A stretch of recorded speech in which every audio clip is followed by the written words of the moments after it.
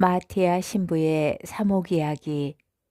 사랑하는 교우 여러분, 오늘 사목 이야기는 지난주 코헬렛 묵상에 이어 같은 지혜문학 작품에 속하는 잠언에 대해서 묵상하겠습니다.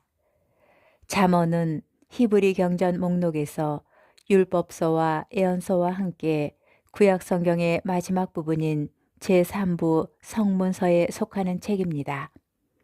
2005년 새 번역 성경에서는 구약 성경을 모세오경, 역사서, 시서와 지혜서, 예언서로 분류하기도 하였습니다.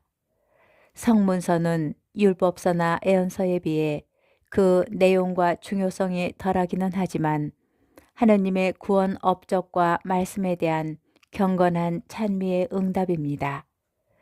또한 그 내용이 다양하며 시편과 이스라엘의 지혜 문학서들인 욥기, 잠언, 코헬렛, 지혜서 등이 대표적인 책들입니다. 지혜 문학은 고대 근동의 문화사 초기부터 알려진 국제적 성격을 띤 문학 유형입니다. 이스라엘은 고대 근동 전역에 성행했던 지혜 사상의 영향을 크게 받았습니다.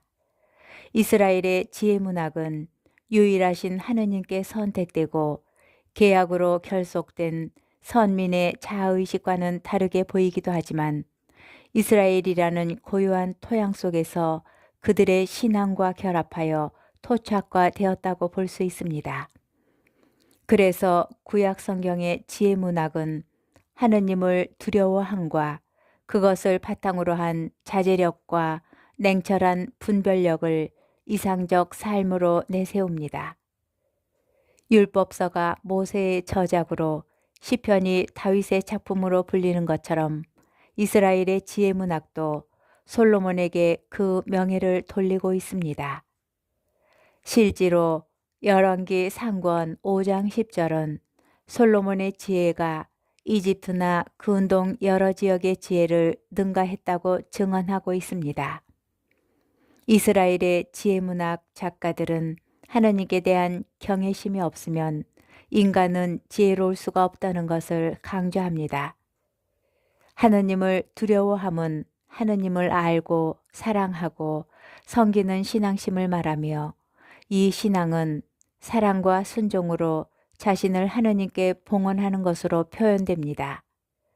또한 인간의 참 지혜는 하느님께로부터 온 것이며 하느님 지혜의 반영이므로 하느님께서 만물을 알고 사랑하시듯이 지혜는 인간이 모든 피조물을 알고 사랑하게 한다는 것입니다. 그들은 이 지혜가 하느님의 계시와 인간의 지성이 상호작용하여 커나가는 것이라고 강조합니다. 이러한 지혜 사상은 바빌론 유배 시대 이후에 더욱 발전하며 신학적 체계를 갖추게 되었습니다. 즉, 지혜는 인간에게 주시는 하느님의 권고, 계시의 전달, 이스라엘과 인류의 스승, 창조 때부터 함께 하신 원리라는 것입니다. 이러한 지혜문학의 가르침은 이스라엘을 넘어서 모든 사람을 위한 것입니다. 보편성을 지닌 이 지혜는 경험에 호소하여 삶의 의미를 깨우쳐주며 아는 것에 머무르지 말고 생활 속에서 실천할 것을 강조합니다. 구약 성경에서의 지혜 문학은 제3부에 해당하는 성문서 가운데 교훈서들, 즉 욥기, 잠언, 코헬렛, 지혜서, 집회서, 아가서가 해당됩니다. 그 외에도 지혜문학적인 사상은 시편과 역사서, 역대기, 에즈라서, 느헤미야서, 예언서, 다니엘서 등에서 발견되고 있으며 신약 성경에도 지혜문학적인 요소가 내포되어 있습니다.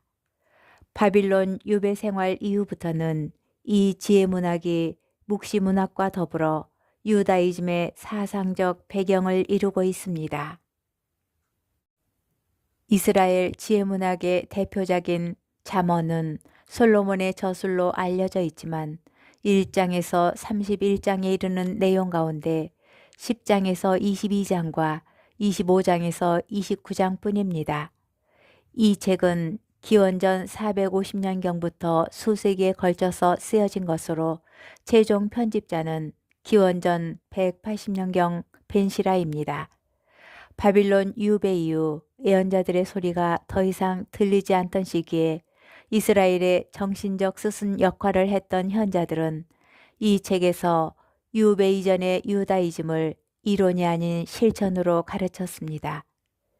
그들은 이스라엘의 역사적 체험을 바탕으로 어떤 인간적인 지혜도 하나님께 대한 두려움 없이는 모두 다 헛된 것임을 강조합니다.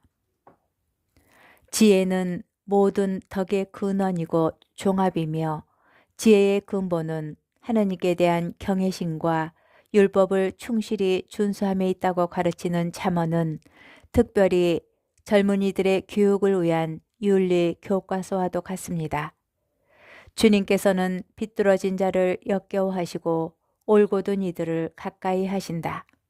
주님께서는 악인의 집에 저주를 내리시고 의인이 사는 곳에는 복을 내리신다.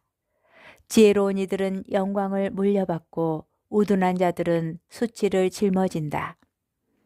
한편 잠언의 현자들은 인간의 사후에 관한 지식이 없었으나 하느님의 정의에 대해서는 굳은 믿음을 가진 사람들이었습니다. 정의와 공정을 실천함이 주님께는 재물보다 낫다. 빈곤한 이의 울부짖음에 길을 막는 자는 자기가 부르짖을 때에도 대답을 얻지 못한다. 그들은 하느님의 정의를 하느님의 법에 충실한 사람들이 누리게 될 물리적인 부와 명예와 장수에 두었습니다. 하느님의 정의가 현실 속에서 악한 자는 망하고 선한 자는 부귀와 공명을 누린다는 것입니다.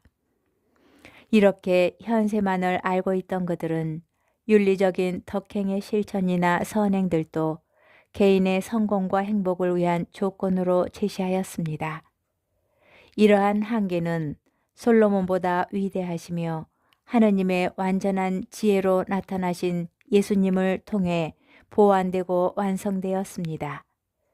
인간이 누릴 궁극적 행복은 하늘나라의 영원한 행복이라는 것과 하늘의 보화를 쌓으라는 가르침으로 드러납니다.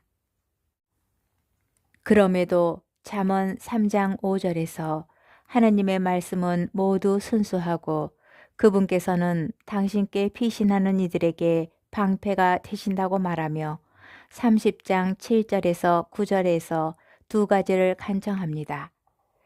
허위와 거짓말을 제게서 멀리하여 주십시오.